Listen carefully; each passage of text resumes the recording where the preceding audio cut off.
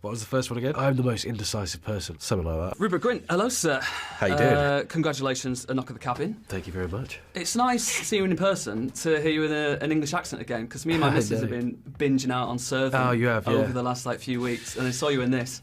A very serviceable American accent you've been rocking for a few years now. Don't know about that. It's patchy sometimes. It's a muscle you really have to keep working on. I was going to say, have you ever found yourself kind of slipping in and out of it accidentally? A bit like, Christian Bale did a few years ago. He'd hang on to his American accent a little bit. Austin Butler's done it with Elvis. Yeah. No, I don't. Because I don't stay in it. A lot of actors kind of stay with the accent the whole way through. I have to come out. I can't.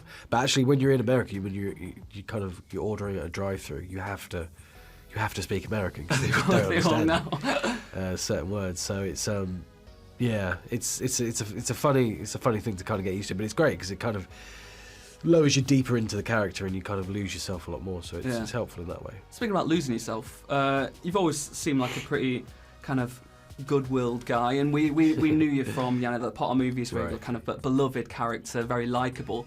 But recently, it seems like you're slipping into some more devious roles. Yeah. Are you enjoying that more as an actor, to kind of almost play against type in a way?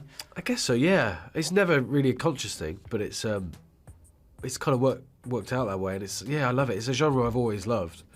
And I just feel I've got to work with Knight quite a bit now, and I've always been a big fan of his, and it's interesting. It's kind of it's a real escape, I think, this world, this horror genre. It's anything can kind of happen. I kind of like that.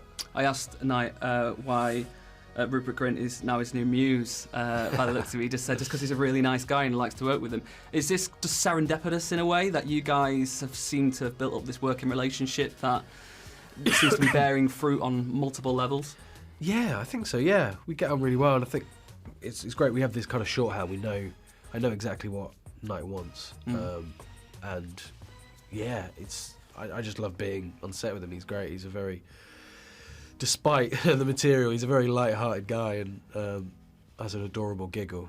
I really enjoy his company, and it's just a real family atmosphere. And we shot this in between Servant, so we were kind of shooting Servant, then we stopped and did this kind of right in between. So it was kind of the same crew, and it was a real family vibe. I'm glad I got to come and talk to you about this in particular, because why the wait to kind of come back to cinema? Because I didn't realise it's been 5, 6, 7, 8 years or something since you last did a movie. Yeah, it's been a while. But I mean, I've been trying different things. I did a play.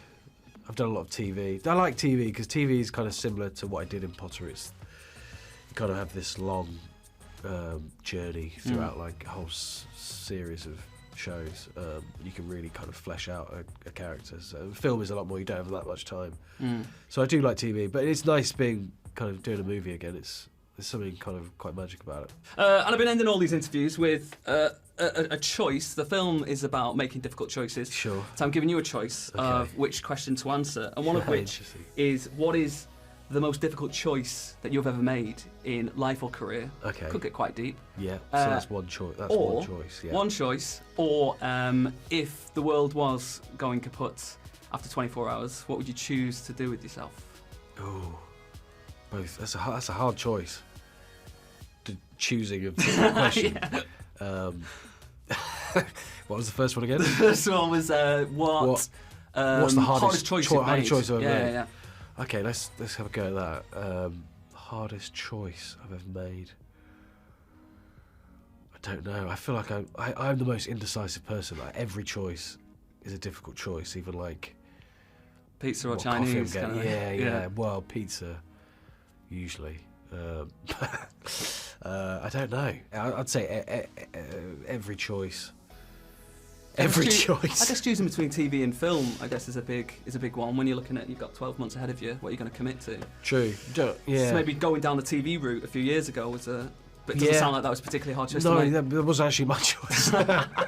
A lot of things you don't get a choice. But yeah, no, definitely.